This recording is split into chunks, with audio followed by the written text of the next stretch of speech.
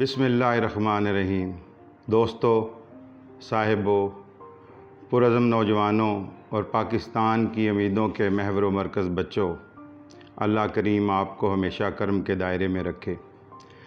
بات کچھ یوں ہے کہ میرے دو بہت ہی پیارے دوست ہیں، ایک ملک مظفر بچر صاحب اور صاحبزادہ شمیم رسول صاحب۔ انہوں نے میری بہت سرزنش کی کہ رحیلق صاحب بہت دن ہو گئے آپ کی ویڈیو نہیں آئی، اور خاص طور پر انہوں نے یہ کہا کہ سیلاب کے حوالے سے آپ کی ویڈیو میں بہت دیر ہو گئی ہے۔ میرے ذہن میں کچھ اور بات تھی۔ میرا تجربہ جو مختلف قدرتی آفات کے حوالے سے میری زندگی میں کچھ تجربات ہوئے، ان کے حوالے سے کچھ اور تھا۔ مثلاً 8 اکتوبر 2005 کے زلزلے کے حوالے سے میں آپ سے اکثر باتیں کرتا رہتا ہوں۔ اس کے بعد 2010 میں سیلاب آیا، اور اس سیلاب میں اپنے دوستوں ڈاکٹر تنویر، جوید اقبال مصطفی، انصر بھٹی، عامر علی رضا، صاحبزادہ شمیم رسول، اسد عباس، ان کے ساتھ ایک سرگودہ سائیوال کے گاؤں خشکن، اور پھر اس کے بعد کچھ عرصے کے بعد جھنگ میں خاندہ کوٹ، وہاں پہ میڈیکل کیمپ لگایا، اور اس کے بعد کوٹ ادو میں سناواں کے مقام پر محمود کوٹ میں میڈیکل ریلیف کیمپ جو ہے وہ ہم 2 ماہ کے لیے چلاتے رہے۔ پھر 2014 میں دریا جہلم میں جھنگ کے علاقے میں سیلاب آیا۔ اس میں ہم چھتہ بخشا اور اس قسم کے نوائی علاقوں میں مختلف راشن کی تقسیم کے لیے اور میڈیکل کیمپ کے لیے ایک درویش صفت سرگودہ کے ڈاکٹر قمر اقبال ہیں، ان کے ساتھ میں جاتا رہا، اور وہاں پر مختلف لوگوں کی بے بسی کی کہانیاں جو ہے وہ دیکھتا رہا۔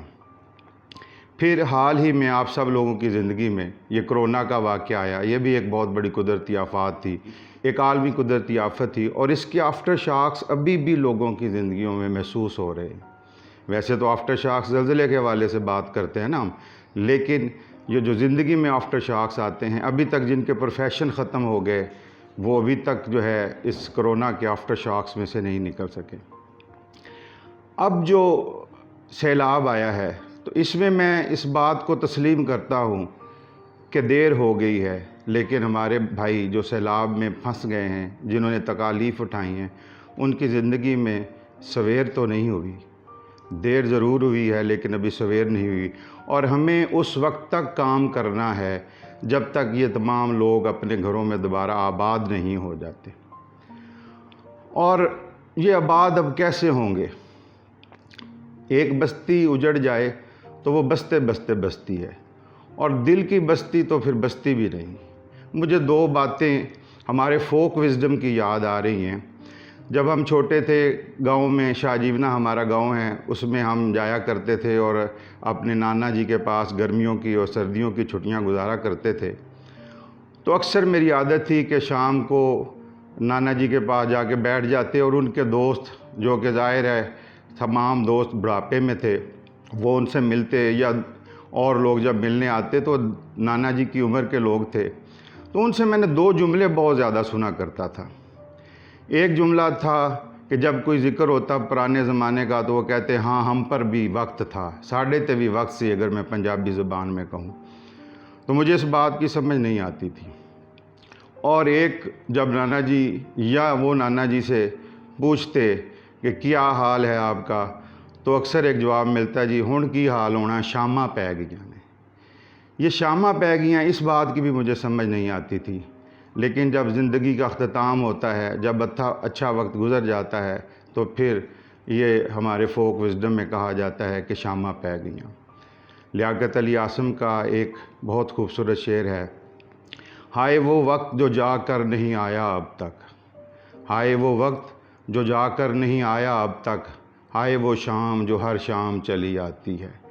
ذرا ان سیلاب زدگان کی بے بسی کو غور کیجیے، جو شام کے وقت تنہا ہو کے بیٹھ جاتے ہیں، جو اپنے پیاروں کے بچھڑنے کا غم سہتے ہیں اور یاد کرتے ہیں۔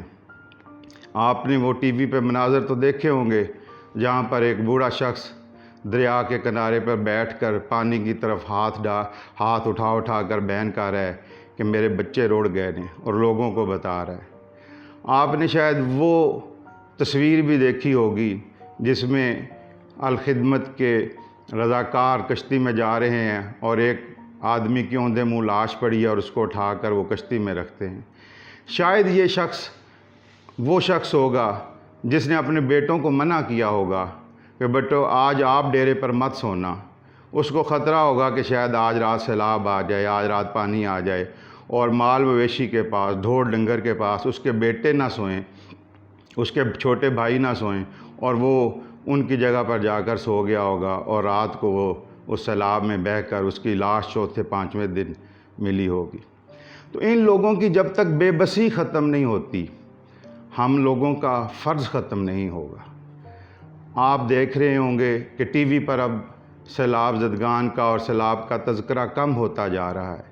وہ پیڈ کنٹینٹس جو مختلف فلاحی تنظیموں کی طرف سے آیا کرتا تھا، جو کہتے تھے کہ ہماری تنظیم کو عطیات دیجیے تاکہ ہم جا کر سیلاب زدگان کی مدد کریں، وہ اشتہارات بھی کم ہو گئے۔ تو میں اپنے زندگی کے تجربات سے آپ کو یہ بتاتا ہوں کہ یہ وقت جو ہے سب سے زیادہ کروشل ہوتا ہے، جب لوگ ان سیلاب زدگان کی مدد کے لیے آنا چھوڑ دیتے ہیں۔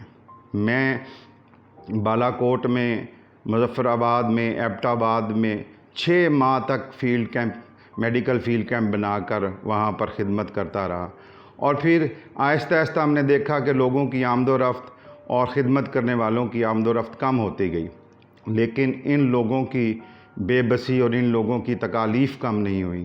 ان کی تکالیف تب کم ہوں گی جب یہ دوبارہ اپنے گھروں میں جا کر آباد ہو جائیں گے، جب ان کے کاروبار دوبارہ شروع ہو جائیں گے، جب یہ دوبارہ کھیتی باڑی کو شروع کر دیں گے، جب یہ اپنے مال مویشی کو لے کر دوبارہ چراگاہوں میں جا کر ان مال مویشی کی خدمت کرنا شروع کر دیں گے اور ان کو اپنا رزق حاصل کرنا شروع کر دیں گے، تو ہمیں اس وقت تک چین سے نہیں بیٹھنا۔ ان کی تکالیف کو اور ان کی دکھ کو بیان کرنے کے لیے مجھے ایک واقعہ یاد آ رہا ہے۔ یہ بھی زلزلے سے متعلقہ ایک واقعہ ہے۔ 5 نومبر کو غالباً عید الفطر تھی زلزلے کے بعد 2005 میں، اور اس وقت ہمارے کچھ دوستوں نے جو کہ یہاں پہ ہائر سیکنڈری اسکول 84 میں اساتذہ تھے، جن میں سے کچھ کے نام مجھے یاد ہیں، جن میں رانا انور صاحب، اختر نواز صاحب، اکرام صاحب اور سلیم چیمہ صاحب ہیں، تو انہوں نے بہت سے عطیات اکٹھے کر کے ہمیں کپڑے خرید کے دیے، ریڈی میڈ، اور کپڑے جو ہیں وہ لے کے دیے، اور ساتھ گرم چادریں لے کے دیں تاکہ ہم سردی سے پہلے وہاں پر ان کو تقسیم کر سکیں۔ کیونکہ میں آپ کو پہلے بتا چکا ہوں کہ میری ڈیوٹی بطور camp in charge Ayub medical complex میں ہیلپنگ ہینڈز کے ہاسپٹل میں تھی، اور میرے لیے وہاں سے نکلنا کم مشکل ہوا کرتا تھا، تو میں نے اپنے دوستوں انصر بھٹی، عامر علی رضا اور جوید مصطفی صاحب کی ڈیوٹی لگائی کہ وہ مظفر آباد والی سائٹ پہ جا کر اور باغ والی سائٹ پر جا کر دیکھیں، اور وہاں پر جا کر جگہ کوئی ایکسپلور کریں جہاں پر ہم کسی گاؤں میں جا کر یہ عطیات تقسیم کر سکیں۔ تو یہ دوست عید سے کچھ وقت پہلے 3 یا 4 نومبر کو یہ مظفر آباد جا رہے تھے، اور جب وہاں پر یہ نثار کیمپ کے پاس پہنچے، جو کہ گڑھی حبیب اللہ سے آگے مظفر آباد والی روڈ پر، مظفر آباد کے پاس نثار کیمپ آتا ہے، آرمی کا کیمپ ہے وہاں پر، تو وہاں پر ایک اجتماعی قبرستان تھا، اجتماعی قبریں تھیں وہاں پر۔ لوگ جب اتنے وسیع پیمانے پر جب ان کی اموات ہوئی تو علیحدہ علیحدہ قبریں کھودنی مشکل ہو گئی تھیں، تو لوگوں کو 10-12 لوگوں کو ایک اجتماعی قبر میں دفن کر دیا جاتا تھا۔ وہاں پر انہوں نے دیکھا کہ بہت ساری گاؤں کی خواتین وہاں پر آ کر قبروں کے پاس جو ہے وہ ماتم کر رہی ہیں، بین کر رہی ہیں، رو رہی ہیں، اپنے پیاروں کو یاد کر رہی ہیں۔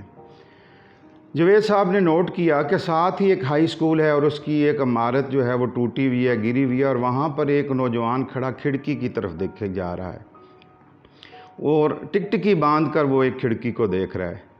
جوید صاحب نے، انصر بھٹی صاحب نے اور عامر علی رضا صاحب نے یہ محسوس کیا کہ اس لڑکے سے جا کر بات کرنی چاہیے۔ وہ ایک 18 سال کا نوجوان تھا۔ جب اس کے پاس گئے تو انہوں نے کہا کہ بھائی آپ کے بھی رشتہ دار کچھ شہید ہوئے ہیں؟ تو اس نے کہا کہ ہاں، وہ میری ہی فیملی کی خواتین ہیں جو قبروں پر بیٹھ کر ماتم کر رہی ہیں اور رو رہی ہیں۔ تو انہوں نے پوچھا کہ آپ اس اسکول کے پاس کیوں کھڑے ہیں؟ تو انہوں نے ایک انتہائی دل خراش واقعہ سنایا۔ انہوں نے بتایا کہ جب زلزلہ آیا تو میرے بعد ایک ہی میرا چھوٹا بھائی تھا، میں کہیں باہر تھا تو مجھے خیال آیا کہ میرا بھائی اسکول میں ہوگا۔ میں دوڑ کر اسکول کی طرف آیا تو میں نے اس کھڑکی کے پاس دیکھا کہ میرا بھائی کھڑکی میں سے آدھا باہر ہے اور اس کے اوپر لینٹر گر چکا ہے، اور وہ آدھا اس کا جو دھڑ ہے وہ لینٹر کے نیچے دبا ہوا ہے، اور اس کا سر اور سینہ جو ہے وہ کھڑکی سے باہر ہے۔ وہ بچہ ابھی زندہ تھا۔ اس بچے نے جیسے ہی اپنے بھائی کو دیکھا تو اس کی بہت زیادہ امید بندھ گئی۔ اس نے اپنے بھائی سے کہا کہ مجھے نکالو۔ وہ لڑکا کہنے لگا کہ میں نے بہت سے لوگوں کو آوازیں دیں، روکا کہ میرے ساتھ آؤ، مدد کرو۔ ایک دو لوگ رک بھی گئے، مگر 2-3 ناتواں کندھوں سے وہ لینٹر کہاں اٹھتا تھا۔ اس نے کہا کہ میں نے اپنے بھائی کو پانی بھی پلایا، جوس بھی پلایا۔ وہ بے بس نظروں سے میری طرف دیکھ رہا تھا، اور پھر 2-3 گھنٹے کے بعد وہ بھائی کی وہیں پہ وفات ہو گئی۔ اور جو آخری جملہ اس بچے نے کہا، اس نے کہا کہ تم میرے بھائی نہیں ہو، تم مجھے نکال کیوں نہیں رہے۔ یہ دل خراش واقعہ جب ہمیں یاد آتا ہے تو پھر ہمیں پتہ چلتا ہے کہ ان لوگوں کے اوپر جب قدرتی آفات آتی ہیں، جیسے کہ یہ سیلاب کی آفات ہے، تو پھر ان لوگوں کا درد بہت بڑھ جاتا۔ ان کا جب درد ختم ہوگا، ان کی جب دکھ ختم ہوگا، تب ہم کو چین سے بیٹھنا چاہیے۔ آپ تصور کریں، سڑک پر کنارے بیٹھے ہوئے اپنے بچوں کو لے کر ان لوگوں کا، جنہوں نے ایک چارپائی کے ساتھ ایک چادر تان کر اپنے لیے سایہ بنایا ہے، تو جب بادل گرجتا ہوگا، جب بارش ہوتی ہوگی، تو اس موسم میں ان کے دل کیسے دھڑکتے ہوں گے؟ ان کے پچھلے غم تو ہیں ہی ہیں، ابھی وہ کس تکلیف میں ہوں گے۔ اگر ہوں کچے گھروندوں میں آدمی آباد، اگر ہوں کچے گھروندوں میں آدمی آباد، تو ایک ابر بھی سیلاب کے برابر ہے۔ یہ ہمارے سر جی عبید اللہ علیم صاحب کا شعر ہے۔ تو ایسے ہی مشکل حالات میں ہمارے بھائی، ہماری بہنیں، ہمارے بچے پاکستان کے مختلف حصوں میں ہیں۔ جب تک ان کے درد ختم نہیں ہوں گے، جب تک یہ اپنے گھروں میں آباد نہیں ہوں گے، ہمیں بھی چین نہیں آنا چاہیے۔ ہمیں کوشش کرنی چاہیے کہ ہم ان کی تکالیف کو کم کر سکیں۔ اللہ تعالیٰ آپ کو رحمتوں، برکتوں، وسعتوں سے نوازے، اور پاکستان کو ہمیشہ ان قدرتی آفات سے محفوظ رکھے، اور دکھی انسانوں کے ان درد کا درما کرنے کی ہمیں توفیق بخشے۔ پاکستان زندہ باد۔